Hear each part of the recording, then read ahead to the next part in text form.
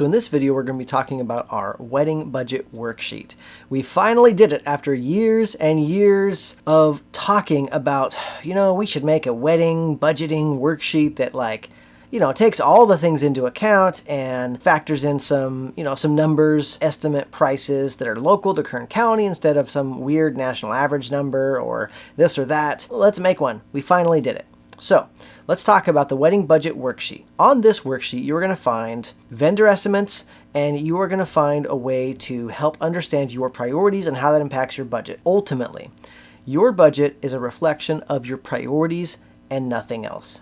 The point is, this is a 12-page free printable. Don't let 12 pages scare you. It's actually really helpful. So let's walk through it. So the most important thing when planning your wedding budget is to decide your priorities.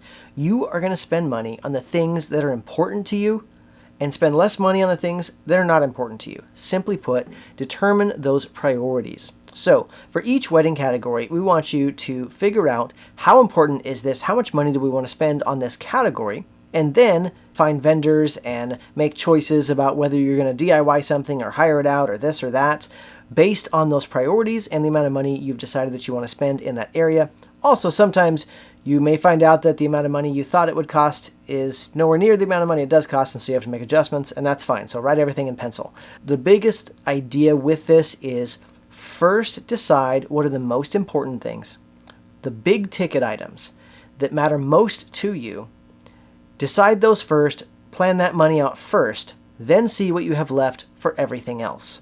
So what you want to do is guess what your initial proposed budget is going to be. Think about how much do we want to spend? How much is the bride going to contribute? How much is the groom going to contribute? How much are our parents going to contribute? What is the pile of money that we will have to put towards this wedding?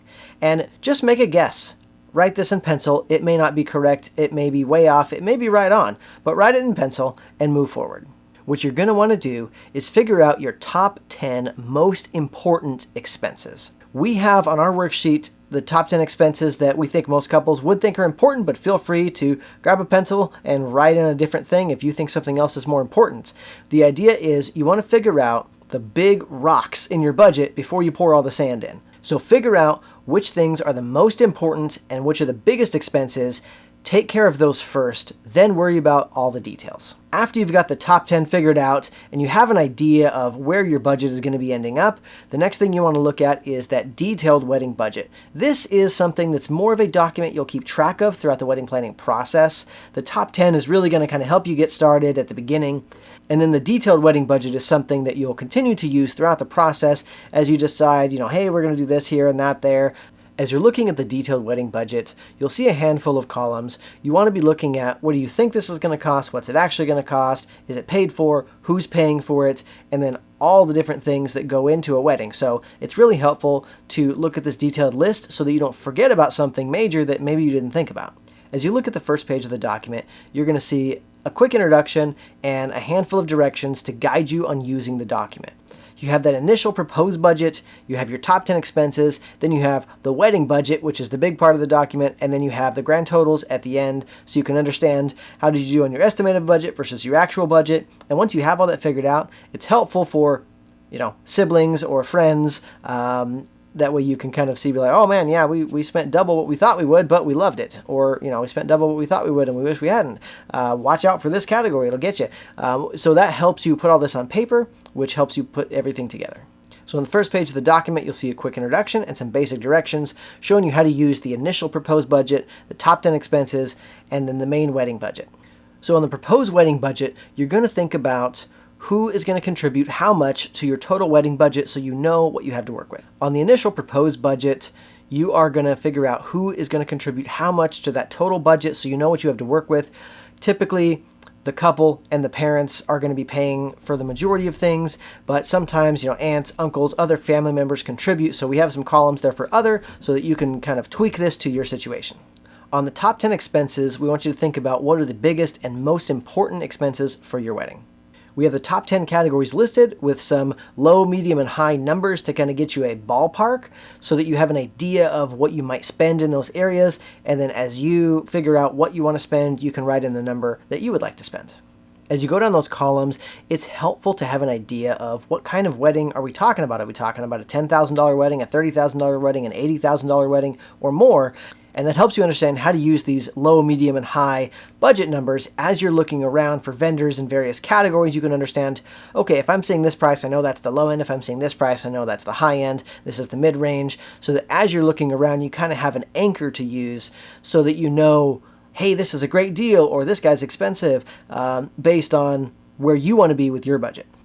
Now we get to My Wedding Budget. This is the detailed version of your budget. You're going to see the categories. You got some major sections that you're going to see.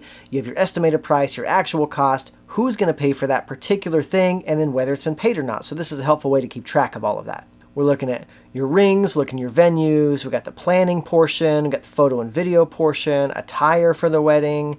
We've got paper goods. You've got the ceremony. You've got catering and desserts for your wedding. You've got florals. You've got the beauty category, rentals and decor for your wedding, which may be more or less complicated depending on the type of wedding you're having. You have signage.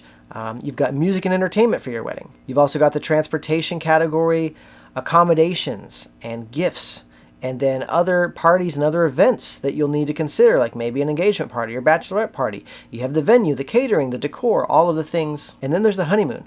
No matter how far or close you're going, there's going to be expenses. And that brings you to the grand total. You'll have a grand total estimated budget and a grand total actual budget. Don't be surprised if you go way over your estimated budget.